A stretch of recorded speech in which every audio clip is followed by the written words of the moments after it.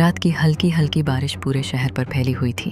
सड़कों पर पानी के छोटे छोटे तालाब बन चुके थे, जिनमें जलती हुई स्ट्रीट लाइट्स की रोशनी अजीब सा अक्स पैदा कर रही थी।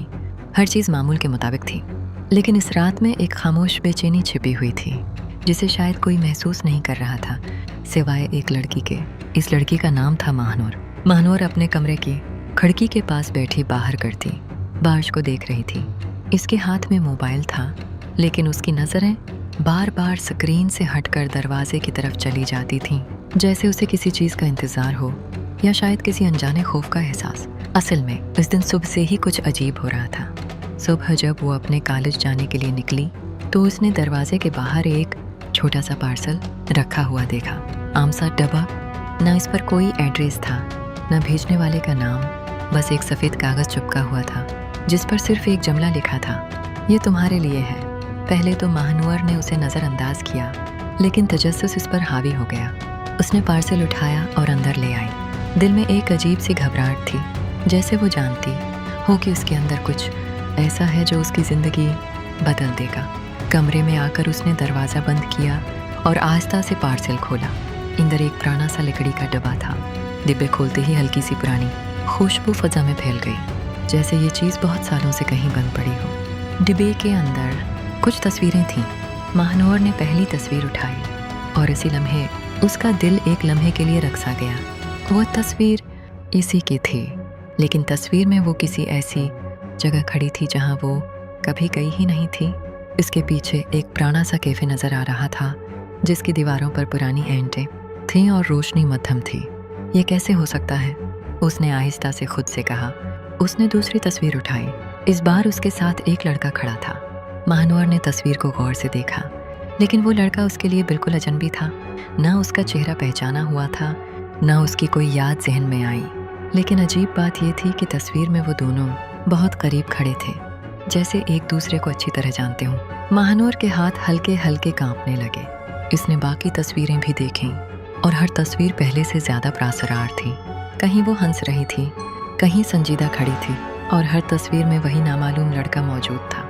ये सब कुछ हकीकत से ज़्यादा एक ख्वाब जैसा लग रहा था। इसी वक्त उसके मोबाइल की स्क्रीन जल उठी। अननोन नंबर, एक मैसेज आया था। पार्सल मिल गया। महानूर के दिल की धड़कन तेज़ हो गई। उसने फ़ौरन टाइप किया, तुम कौन हो? चंद लम्हे बाद जवाब आया, जो तुम्हें तुम्हारी भूली हुई ज़िंदगी याद दिलाएगा। महानूर के जहन में जैसे तूफान आ गया। भूली हुई ज़िंदगी? क्या मतलब? लेकिन इस बार कोई जवाब नहीं आया। पूरा दिन इसी उलझन में गुजर गया। वो कॉलेज भी गई, दोस्तों से भी मिली, लेकिन उसका जहन बार बार इन्हीं तस्वीरों की तरफ जा रहा था। उसे लग रहा था जैसे उसकी ज़िंदगी का कोई हिस्सा उससे छिपा लिया गया हो। रात को जब वो दोबारा अपने कमरे में आई तो उसने वो तस्वीरें एक बार फिर निकाली। इस बार उसने हर तस्वीर को बहुत गौर से देखना शुरू किया। इसी दौरान एक तस्वीर उसके हाथ से फिसल कर नीचे गिर गई। वो नीचे झुकी और जैसे ही उसने तस्वीर उठाई, उसकी नज़र उसके पीछे पड़ी। वहाँ कुछ लिखा हुआ था, अगर सच जानना है तो कल रात 9 बजे यहाँ आना, अकेले। महानूर ने फ़ौरन तस्वीर को पलटा। वही कैफ़े, वही जगह जो उसने पहले कभी नहीं देखी थी, लेकिन अब अजीब तौर पर मानूस लग रही थी। इसके दिल में खौफ भी था और तजस्सुस भी। काफ़ी देर तक वो यही सोचती रही कि उसे जाना चाहिए या नहीं, लेकिन आखिरकार इसने फैसला कर लिया, वो जाएगी। अगली रात ठीक 9 बजे महानूर उस कैफ़े के सामने खड़ी थी। बारिश रुक चुकी थी, लेकिन हवा में नमी और खामोशी अब भी मौजूद थी। कैफ़े बाहर से वीरान लग रहा था, जैसे वहाँ सालों से कोई आया ही ना हो। उसने एक गहरा सांस लिया और दरवाज़ा खोला। दरवाज़ा हल्की सी आवाज़ के साथ खुला। अंदर अंधेरा था और खामोशी, ऐसी खामोशी जो दिल पर बोझ डाल दे। महानूर आहिस्ता आहिस्ता अंदर कदम रखने लगी। हर कदम के साथ उसकी बेचैनी बढ़ रही थी। अचानक पीछे से दरवाज़ा खुद ब खुद बंद हो गया। वो चौंक गई। कौन है वहाँ? कोई जवाब नहीं आया। चंद लम्हे बाद एक मध्यम रोशनी जली और इस रोशनी में एक साया अभरा आहिस्ता आहिस्ता वाज़ेह होता हुआ एक लड़का, वही लड़का जो तस्वीरों में था। महानूर का दिल ज़ोर ज़ोर से धड़कने लगा।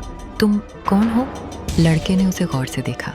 उसकी आंखों में अजीब सा सुकून था और एक हल्की सी मुस्कुराहट।